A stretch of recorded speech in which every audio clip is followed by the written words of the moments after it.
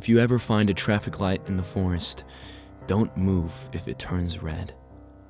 Just before my 11th birthday, my grandfather had invited me along for a 2-day hunting trip in the deep woods up north, close to where he'd grown up as a child. He'd been going there his whole life and said it was a good ground for deer, and that the air always carried the scent of the old pines and wet moss. That morning couldn't have been better. The sky was pale blue, and the air crisp enough to sting a bit when you breathed deeply. We walked slowly down the trail, taking turns with the binoculars to look at birds. He pointed out their names like he was listing old friends. Around noon, we found some late-season lingonberries and filled a small tin cup before moving on. A few hours later, we met another hiker coming down the trail. My grandfather greeted him by name. He was an older man with a red jacket and a face that looked weathered, but kind.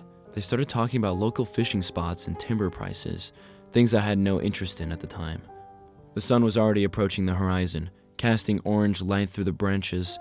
I remember thinking it'd be nice to find a place to camp before dark. So, being young and impatient, I told them I'd go ahead a little and look for a spot.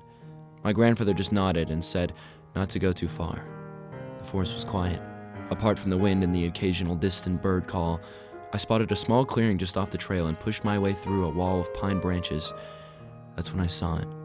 A tall, thin shape standing among the trees.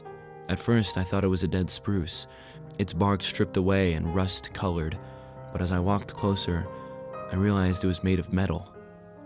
The rusted pole was crowned by the traffic light, its lenses were cracked, and the signal housing was coated in a thin layer of moss.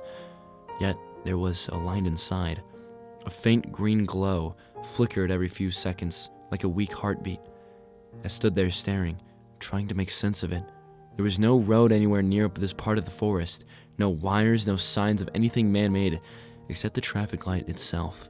I remember thinking my grandfather would get a kick out of this. I jogged back to where he was still standing and talking to the other man, and I told him I found something cool a bit further up the trail. He humored me, as he always did, and they both followed me back to the clearing. When we reached the spot, the traffic light was still there. I pointed at it excitedly. "Do you think there used to be a road here?" I asked. "Maybe an old neighborhood or something?" He didn't answer. I looked back at him. Color had drained from his face, and his eyes were locked on the light. The other man looked confused and was about to ask my grandfather something, but before he could speak, the green light had faded and was replaced by a yellow. That's when my grandfather moved. He grabbed me and pulled me tight against his chest. "Don't move," he said, his voice trembling. Then he called out to the other man, "Stand still, don't move a muscle!" The forest was silent. No birds, no wind. I could feel my grandfather's heartbeat quickening. "What's going on?" the man asked, his voice edged with a tone of confusion. I heard him take a step, maybe two. Then came the scream. It started, sharp, and turned into something animal long, broken, echoing through the trees, until it suddenly cut off. I felt my grandfather flinch slightly, but he didn't loosen his grip. We stood there for what felt like forever, frozen in place. The air smelled of metal, and a low humming seemed to come from all directions at once. My hair lifted slightly as if an electric charge was building overhead. Somewhere, far off, a bird called, breaking the silence. My grandfather suddenly let go of me. He stumbled slightly and struggled to catch his balance before sinking into a small rock. His legs shook from standing still for so long. I looked up at the traffic light and it had changed back to green. As we walked back to the trail, my grandfather had his arms wrapped around me, and he told me to keep my eyes closed. I wasn't supposed to look, but I did. A quick glance as we passed the remains of what had once been a person. A pile of clothing laid on the ground, charred, with thin wisps of smoke rising from them. The surrounding grass was stained dark red. Our trip was obviously cut short, and we made our way back into the car in the dark. Since then, I've asked my grandfather multiple times over the years about what he saw after the light changed to red, but he had refused to speak of it. As far as I know, the man we met on the trail that day is still listed as missing by the police. I think my grandfather knows more than he lets on about what he found. I've thought about going back there for years to see if it's still there, but I haven't dared. Not yet.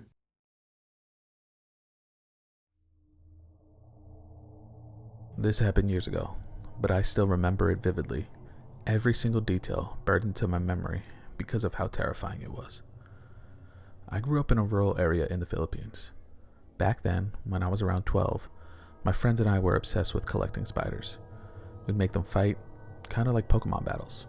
It was stupid, but it was what we did for fun. The thing is, the best spiders only came out at night. It was a Saturday, around 7 p.m. I was eating dinner when someone knocked on the door. It was my two friends, Yuri and Eric. They were waiting for me so we could head out spider hunting. We went to a secluded spot surrounded by tall grass, trees, and thick bushes. The perfect place to find spiders. Around 9:30 p.m., we were deep in the forest. The kind of deep where you can't even see the glow of the village lights anymore. That's when the air changed. The playful energy we had suddenly vanished, replaced by this heavy, uneasy feeling. Eric was the first to say it. "Let's go home," he whispered. But Yuri and I didn't want to leave yet. We hadn't caught enough spiders, so we pushed further in. I tried to lighten the mood by talking and playing music from my phone. It helped, at least for a while. By midnight, we'd finally caught enough. My phone battery was down to 3%, so I told them it was time to head back. They agreed. I turned off the music, and that's when I noticed something was wrong. Everything was silent. Not quiet, dead silent. No crickets, no wind, no rustling leaves, just our footsteps and our breathing. It felt like the entire forest was holding its breath. We started retracing our steps, walking faster than before. Then we heard it. Laughing. A woman's laugh, soft, raspy, and distant, but close enough to send chills crawling down my spine. We spun around, flashing our lights toward the sound. That's when we saw her, an old woman, standing about 30 feet behind us, smiling. Not the kind of smile you give someone you recognize. It was wide, too wide. Her face looked pale and wrong, and she didn't have a flashlight. She was just standing there in complete darkness, staring at us. Eric muttered something I couldn't make out. Yuri was trembling. I tried to sound brave. "Bro, don't be scared. Maybe she's just out here doing something." But even as I said it, my stomach dropped. What could an old lady possibly be doing alone, in the middle of the forest, at midnight? I told him to keep walking. Every few steps I glanced back and flashed my light behind us. The old lady hadn't moved at first. Then slowly, she began walking, one step at a time, still smiling. We picked up the pace, and then we heard it. Snap, branches breaking from both sides. It sounded like someone running towards us. That was it. We bolted, no hesitation, no second thoughts, just pure fear. We ran through the forest as fast as we could, branches whipping our arms, our legs burning, tears in our eyes. None of us looked back, not once. After what felt like forever, we finally saw the lights of the village. We collapsed on the ground, shaking and gasping for air. Aside from a few bruises and scratches, we were fine, physically at least. Something changed that night. After that, I never went spider hunting again. Even now, 6 years later, I can still picture the face, the way her mouth stretched into that impossible grin, her eyes glinting in the dark. I never went back to that part of the forest, and I never will.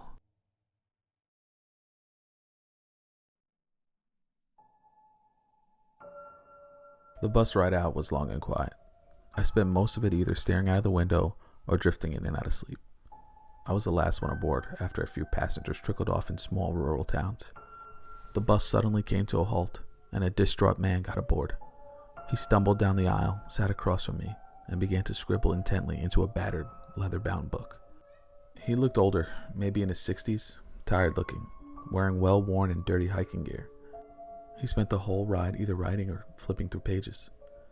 About an hour before my stop, the bus driver called out, "Rahim National Park Ranger Station." The man abruptly stood up and rushed to the front of the bus. He searched his pockets frantically, then slapped some loose change onto the fare counter before darting off without saying a word. Sometime later, the bus driver called out my stop. As I was about to exit, I noticed that the man from earlier, in his hurry, left his book on the seat behind the driver. I figured I'd keep it safe. If I saw him again on the trail, I could return it, or I could hand it over to the rangers on my way back home. The trail was empty except for the occasional deer or rabbit darting between the trees. I spent hours listening to the crunch under my boots, bird calls, and the rustles of leaves and pine needles. As the sun crept closer to the horizon, I figured it was time to set up camp for the night. I found a suitable spot next to a small stream and began unpacking my backpack. I set up my tent, gathered some firewood, and boiled water from the stream to rehydrate a freeze-dried meal. The sun dipped below the horizon and the temperature began to sink. I tucked myself into my sleeping bag, but I couldn't shake the urge I had been trying to ignore all evening. I glanced over at the book sitting half buried in the open lid of my pack. I reached for it and flipped to the first few pages. The handwriting was compact but neat. It started off like any trail journal, short entries about trail conditions, notes on the weather, and a few sketches of flowers. One entry even described a fox encounter in surprisingly poetic detail. I had just turned to another page when I heard a voice call out. Hello? Anyone there? I slowly unzipped the tent and poked my head out. In the dim glow of the dying embers, I could just make out the outline of a man standing a few meters away. Sorry to bother you. I noticed your fire, the man said. Would you mind if I pitch my tent here? It's getting late, and I'd rather not stumble around looking for another spot in the dark. Out here, hospitality felt less like a choice and more like an unspoken rule. Sure. Plenty of space? I answered hesitantly. He crouched and began to stir the fire with a practiced hand. With a few quick motions, he coaxed the embers back into a flame. The fire flared brighter than it had all evening, crackling and alive again, pushing back the shadows and fully illuminating his face. He looked to be in his 50s, nearly bald with small patches of hair clinging to his scalp, dark rings under his eyes, and an unshaven jaw. His clothes were covered in dried mud. He smiled faintly. Hope you don't mind, he said. My name's Eric. You been out here long? I'm John. First day out here. You? Long enough. Well, I don't want to keep you up all night. I crawled back into my sleeping bag as he pitched his tent next to mine. The last thing I saw before I drifted off to sleep was his silhouette, sitting perfectly still by the fire. Morning. I mumbled, stepping out of my tent. A small kettle of water hissed quietly on a makeshift grate over the flames. I didn't hear you get up. He glanced at me with a practiced smile. Got up early and figured I'd boil some water for your coffee. I froze. How did you know I drink coffee in the morning? I recognized the acidic scent on your breath yesterday. His tone remaining nonchalant. Figured you'd want the water ready. Some habits are hard to miss. I rummaged through my pack and pulled out the small tin of instant coffee. Well, I've got some bread too if you want some. Eric shook his head. Thanks, but I've already eaten today. He poured the hot water into 2 cups, and I stirred some powdered coffee into mine. I reached to put some in Eric's cup, but he quickly lifted his cup of plain hot water to his mouth and drank it in one swift motion. Perhaps he prefers tea, I thought. Breakfast done, we put out the fire and officially packed up the tents and gear. The morning light filtered through the trees, casting long shadows across the forest floor. I unfurled my map and compass and started to plot a course to the next campsite, when I felt Eric put his hand on my shoulder. I know the way, he said simply. There was no arrogance in his tone, only a certainty that left no room for discussion. The air was crisp and birds called sporadically from the treetops. Eric moved with an ease that made it clear he was more comfortable here, navigating rocks and inclines without hesitation. We hiked for hours in silence. Curiously, Eric fell back to walk behind me, occasionally offering directions or commenting on my footing. At first, I thought he might have just been giving me space, but I couldn't shake the feeling that he either wanted to watch me or didn't want me to watch him. The forest seemed to respond to our passage. The rustle of leaves quieter, and the birds that had greeted the morning had gone silent. Eventually, the urge to pee forced me to set my backpack down, and I walked behind a nearby tree. When I returned, I noticed the main compartment zipper on my backpack was pulled down just a crack. Need anything for my pack? I asked Eric. I looked at your compass to make sure we were heading the right way. Not wanting to antagonize my new hiking companion out in the middle of nowhere, I gave him a nod and we pressed on. The path gradually widened into a clearing, and the new campsite lay ahead. I unpacked my tent while Eric built the fire with practiced motions. Here, let me help you with that, Eric said quietly and came over to me. He grabbed the tent stakes and drove them into the dirt with his bare, flat palm. Seeing my surprise, he patted my back, his hand feeling cold, even through the fabric on my shirt. He returned to the fire, sitting perfectly still and watching me with unnervingly attentive eyes. As we waited for the water to boil for supper, I retrieved the leather-bound book from my backpack. As I flipped it open, I noticed Eric's eyes slightly widen, a flicker of recognition that vanished as quickly as it appeared. He shifted back into his usual posture, hands resting on his knees, and fixed his gaze on the flames. Settling back against a log, I flipped to where I left off the evening before and continued to read. October 4th, 2025. We made good time to the first campsite, arriving well before sunset. A great start to our 5-day loop. Clear sky, light wind from the west. A gunshot woke me after midnight. Eric's bag was empty. I called for him and received no response. He came out of the dark a few minutes later, said he had to scare off a bear lurking around the camp. We'll take a look around the area first thing in the morning. October 5th, 2025. Nothing seemed out of the ordinary around the camp. Found prints, not from a bear though. Eric's been mostly quiet, says he slept badly. Air heavy, with thunderclouds on the horizon, but the storm never came in. Trail mostly dry. October 6th, 2025. I haven't seen Eric eat or drink since yesterday morning. He waved off breakfast. At the stream, he didn't refill his bottle. At lunch, he said he wasn't hungry. Maybe he's queasy. I tried to bring up some old stories. He seemed oddly curious, like it was the first time he had ever heard them. Didn't add details or correct me the way he always does. Just watched the firewood collapse to coal. Otherwise, it was very humid, and a full moon helped to light up the forest at night. October 7th, 2025. I woke up twice last night. Eric was still up. I don't think he noticed me. I decided to confront him this morning about his strange behavior. He just sat there, expressionless. I've noticed that his reactions always come a second too late, like he's trying to figure out how he should respond correctly. His skin looks different too, new wrinkles, a slight yellow tone, and his hair has started to fall out. My only explanation is that something might have poisoned him. October 8th. It doesn't eat, doesn't sleep, it doesn't blink. There's no soul behind its eyes. It just sits by the fire and watches. I cut a hole into the back of my tent tonight. I'm leaving. I looked up from the journal and met Eric's eyes across the fire. For a moment, neither of us moved. Then, without breaking eye contact, he said calmly, The water's ready. My hand shook as I fumbled with a pack of dried chicken and poured in the hot water. The plastic crinkled loudly in the silence. Eric shifted slightly, the firelight flickering across his face. He opened a small pack of chicken, picking out the pieces of meat with his bare, dirty fingers, rinsed off the sauce in the boiling water, and swallowed the pieces whole. After some time, he spoke. These woods are old. They have stories, if you know how to listen. What kind of stories? I asked, careful to not let my unease show. Well, there's one about a creature that's been here longer than any map or trail. Most people think it's just a local legend, but I've seen signs that suggest otherwise. He leaned forward, and for a moment, his face held what might have been a look of sorrow.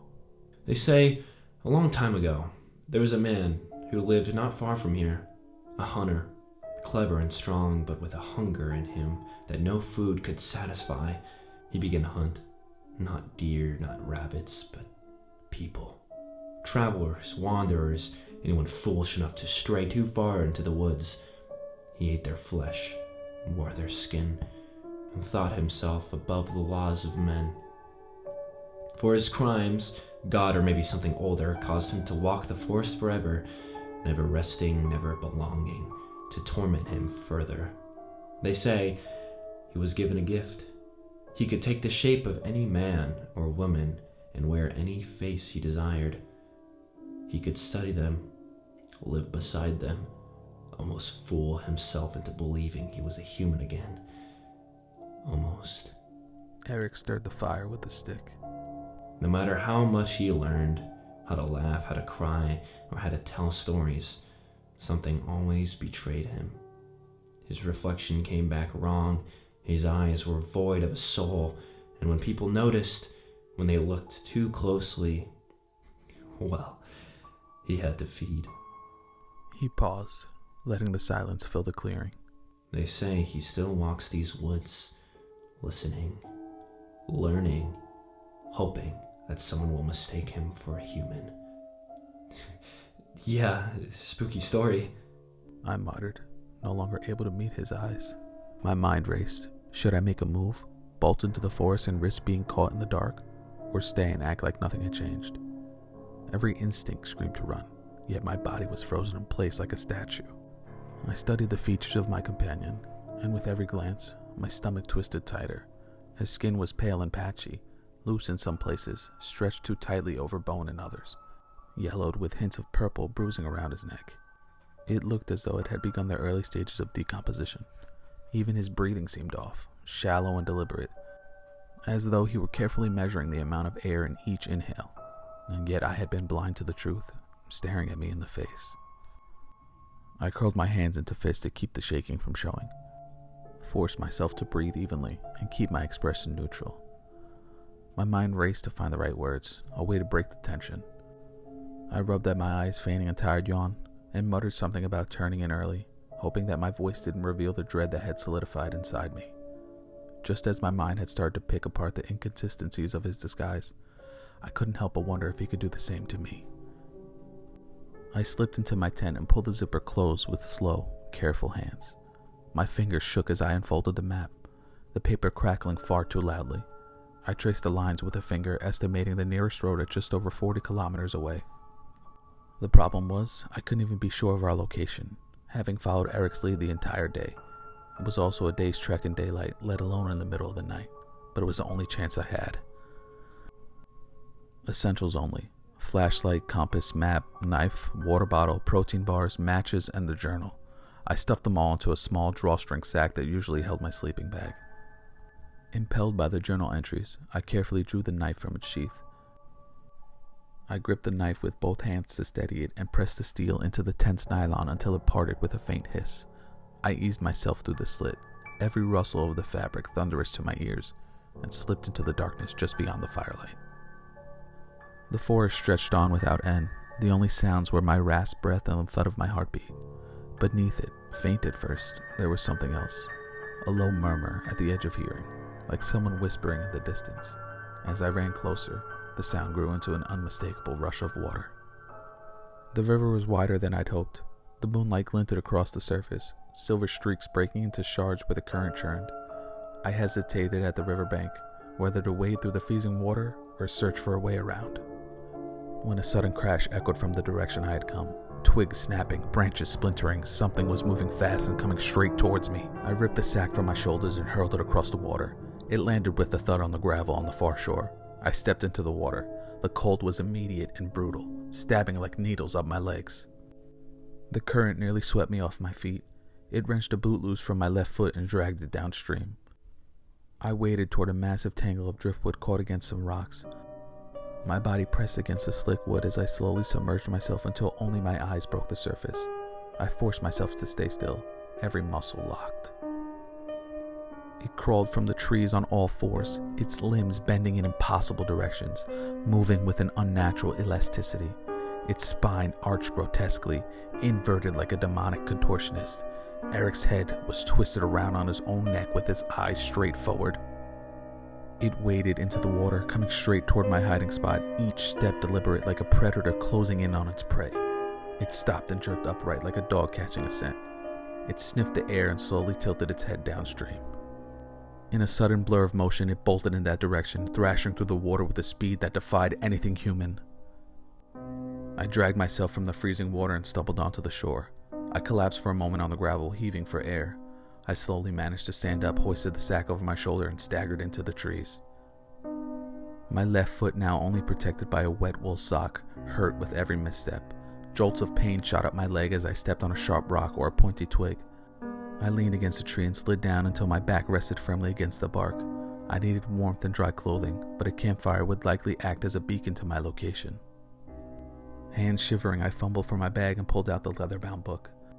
I held it flat to illuminate the pages with the help of the moonlight as I flipped to the next entry. October 9th. Humans evolved to be pattern recognizers. Our brains expended valuable energy analyzing faces in real time. Mouth curvature, the cadence of a blink, the subtle shift of a pupil. Most people don't notice. It's unconscious. But when a detail doesn't fit the expected pattern, something ancient and deep inside us rebels. It's an instinct honed over thousands of years, designed to protect us from the unnatural. If someone is reading this, don't make the same mistake I did. It has spent centuries perfecting its disguise because it craves the one thing it can never truly be, a human. Don't break the illusion, not for a second, not even in your thoughts. I pushed myself off the tree, every joint stiffed, and started walking. I forced my steps to be silent and careful. I waded back across the river. My destination was just a short distance away. I found a trail of broken branches and followed them until I saw a faint glow flickering between the trees ahead. The campsite looked unchanged. The familiar silhouettes of the tent stood exactly where we had pitched them, but there was no sign of Eric. I stripped off my soaked clothes, hung them over a branch, and dug out a dry set from my bag. I sat down next to the campfire and stretched out my hands to feel the warmth. A shift in the air prickled the back of my neck, and I heard the clicking sounds of joints snapping back into place, one by one. I have something I've wanted to tell you. I found this book on the bus. My thumb traced over the worn spine as I spoke. I think you know who it belongs to. Perhaps you could return it to the owner for me. Eric stepped out of the darkness. His neck was bruised, and the stretched remnants of his face, pulled too many ways, sagged down, partially covering his eyes and mouth. He looked at me from across the flames, then sat down on the other side. He took the book from me and placed it on the ground next to him dismissively. He then stretched out his other hand, holding something. Found your shoe. I stared down at the dirty sock protecting my foot for a moment, then forced myself to look up to meet his eyes. Thanks. I managed. Must have slipped off your foot. Eric said casually. I was unlucky. Unlucky? Eric repeated, tasting the word in his mouth. No. You are lucky. Lucky I found it. How would we finish our hike if you couldn't walk properly? Every moment now felt like a performance under scrutiny.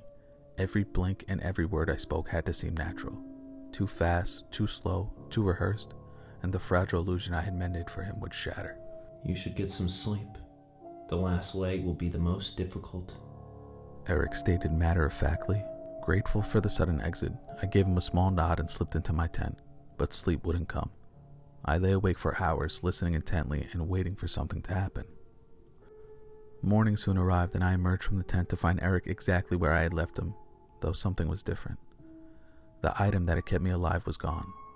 As we packed up the tents for the last time, I spotted the now blackened and gray remnants of leather and paper in the fire pit. The trail was uneven and littered with slippery rocks, wet from overnight dew. Concentrating on each careful step gave me a brief mental reprieve from the predator I could feel stalking just a few paces behind me. As I stepped out of the tree line and onto the road, the footsteps behind me abruptly disappeared.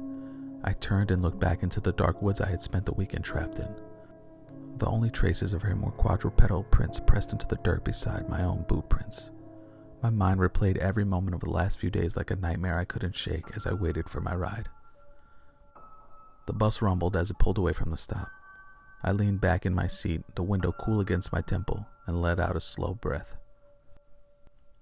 After a while, I slipped a hand into my jacket pocket and felt something dry and brittle. Charred scraps of paper rested in my hand. The edges were blackened and fragile, but the writing was still legible. I took out my phone and opened a blank note. I'm doing my best to recount everything that has happened while the memories are still vivid and fresh in my mind.